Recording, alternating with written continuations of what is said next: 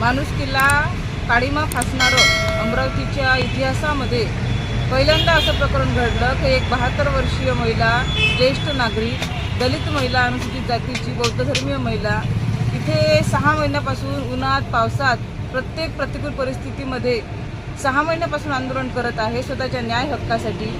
आणि प्रशासन 6 महिन्यापासून तर जागा झालंच नाही, पण तिचा मृत्यूनंतर आता काल तिचा 3ऱ्या दिवसाचा विधी व्हायला पाहिजे होता, पण तरीही मृतदेह हा पोलिसांच्या ताब्यात आहे आणि प्रशासन अजूनही झोपलेलं आहे.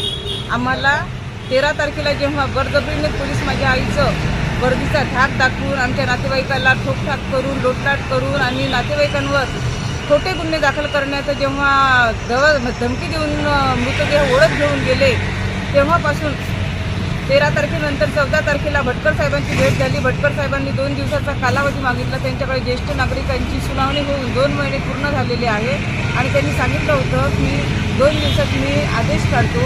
आज त्यांचा आदेश येणे अपेक्षित आहे.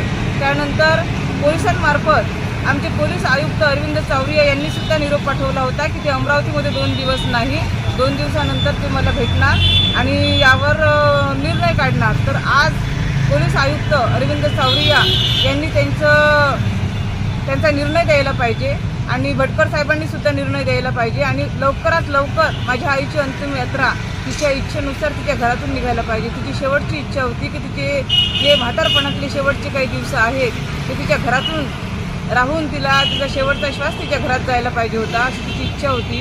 2022 पासून माझी आई या म्हातारपणात सतत 3-4 वर्षापासून प्रशासनासोबत लढत आहे.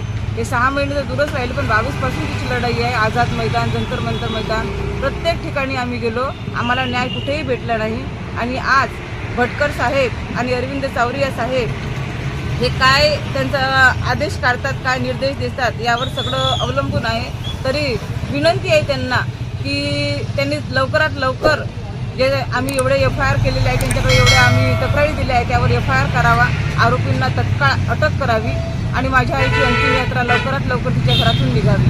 असं जर होत नसेल तर जाहीर आव्हान आहे या व्हिडिओच्या मार्फत या उपोषण स्थळावर अरविंद चौरिया पोलीस आयुक्त, त्यानंतर जिल्हाधिकारी आमचे आशिष एरेकर आणि सौम्या शर्मा मॅडम यांनी या उपोषण स्थळावर यावं आणि जाहीरपणे सांगावं की आमचं कुठं चुकीचं आहे आणि त्यांचं किती बरोबर आहे, संपूर्ण मीडियासमोर आणि संपूर्ण लोकांसमोर.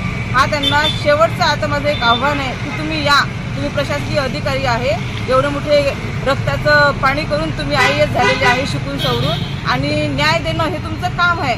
तर न्याय देण्यासाठी जर तुम्ही तुमची